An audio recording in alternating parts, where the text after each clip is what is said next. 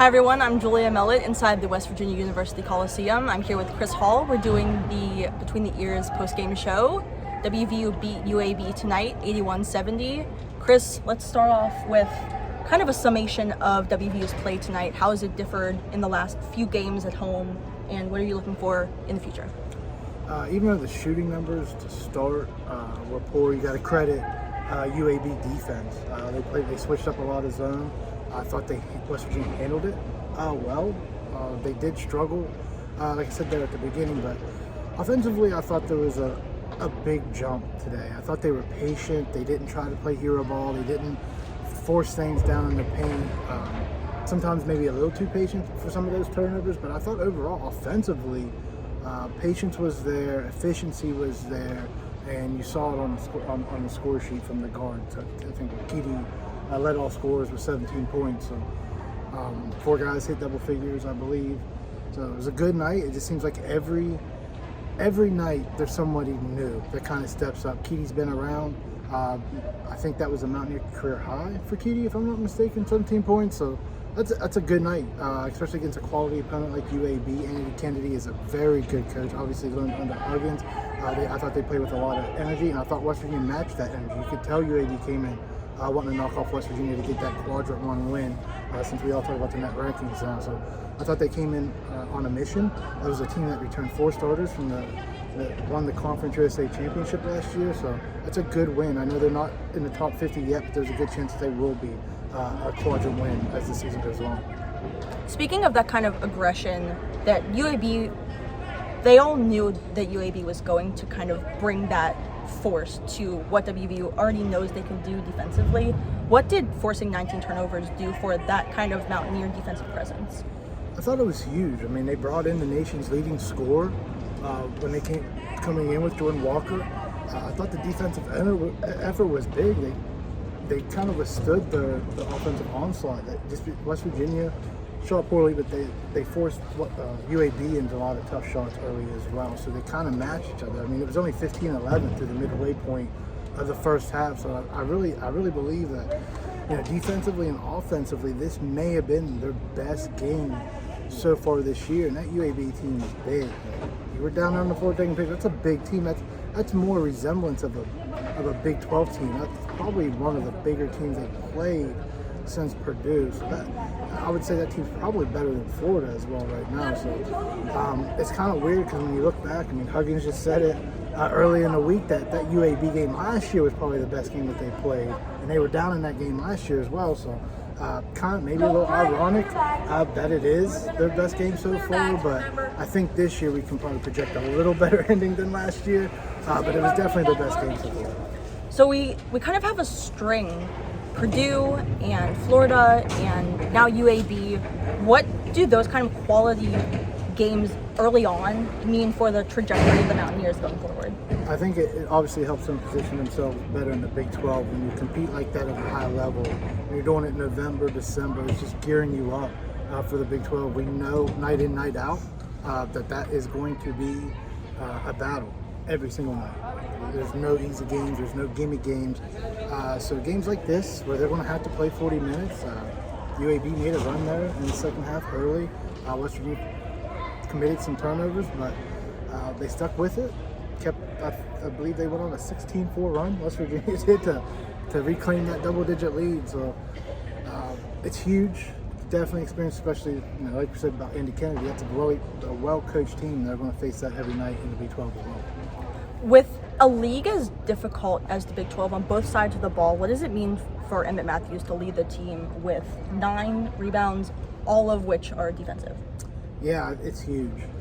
They've been struggling rebounding. They didn't win the rebound battle tonight, but that's a guy that's going to have to go in and grab rebounds when Jimmy Bell clears out the paint. He's huge. It's going to take a team effort. Huggins has noted that. I think in the last 2 weeks, he's really kind of harped on defense and rebounding. So it was good to see the rebounding effort there. Emmett's going to play a key role in that. He's huge in that. That's what, Huggins just said, he loves to play for West Virginia. So you're going to get that kind of effort from him every night. And, he got hurt early, bounced back, still went and did all the gritty work. And, he was rewarded. I think he hit his first 3 threes. He was 3 for 3 right off the bat. So he's really completed his game coming into his senior year. And good for him. He wanted a good crowd. He got one tonight. And if they keep winning, they're going to have it the rest of the way. So we've talked a lot about the defense. Let's talk about the offense. 50% from the field, 22 of 25 free throws, led us by as much as 15 throughout the game. What are we looking forward to from this West Virginia offense? I think it just goes back to their efficiency. They got to remain efficient. Again, UAB switched their defenses up a lot. They pressured three-quarter court, dropped back into a 2-on-2, 1-2-2, little diamond, just a little bit of everything they threw at them. That would be on one possession. So that was a lot of experience, especially guys. Muhammad Wagi, Mo, that's a big one for him. Young guys like that. I know he probably didn't get a lot, but Kobe. Getting some playing time, seeing that. You can tell Huggins relied on his veterans there, especially with Petey and Joe running the point. But seeing that, and I think the biggest part, we go back to Emmett, his complete game. He knows how to attack the zone. He goes right in the middle, makes himself big, and puts himself in a great position to either get the assist or get the bucket. Trey Mitchell did very well with that against Navy Wednesday night when they were playing 2-3 zone. But I would like to see, for whatever reason, Trey was struggling in the post on both ends of the floor tonight. Kind of looked like he just forgot how to play in the paint, but he'll definitely bounce back. I think he still put up, 13, I believe, points tonight. So he had an off night and he still hit double figures. So a little bit more patience. There's still some chemistry issues you could see, but I think, again, just playing those defenses the way they switched up, as efficient as they were, says a lot about this team. Bob Huggins talked quite in depth about that exact thing, chemistry, how the team works together. They have a lot of different thought processes about attack. They've come from a bunch of different schools and now they're at WVU. How much do you think that they are allowed to work with what they already know versus what Bob Huggins is trying to impart on them? You know, it's funny, a lot of Huggins' offense kind of fits today's mold. I mean, you're just spreading out, trying to getting numbers, and that's all you're doing in the screen game. I mean, that's what they do at the park. That's what they do at open gym, is work that screen and get numbers. So when you guys bring guys in like Toussaint and Stevenson and Matthews, these are guys 4th, 5th year seniors. They've seen a lot of basketball. They understand the numbers game. They understand how to create separation. You see Toussaint do it a lot. He's shorter than most, so he has to get a little more separation. You see it. So it's really so much of understanding the offense, where they're supposed to be in certain situations. You saw some miscommunication tonight, but for the most part, as long as they're working within that offense and knowing where they're going to be, they understand it. You're still seeing when they kind of, they improv a little bit. They just don't know. A lot of it's kind of basketball IQ, like just awareness of where you're supposed to be, but so many of those guys are trying to crack and maybe trying to find some spots. That's where you see the ball kind of be thrown away. So it's bringing in those veterans. I think that was the biggest thing for Huggins, and you're seeing it right now. And then looking forward to Buffalo, about a week of downtime. What are you looking forward to moving into that game? What can we learn from what we saw tonight? I think what you're going to be able to see is maybe they're going to work on probably defenses, not for Buffalo, but as they're gearing up.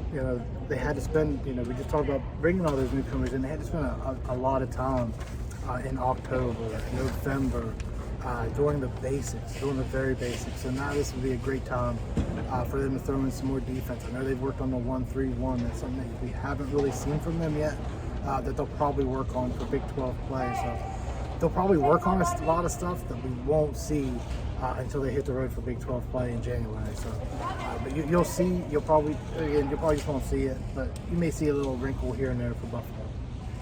This has been Julia Mellett next to Chris Hall. This is the Between the Ears postgame show.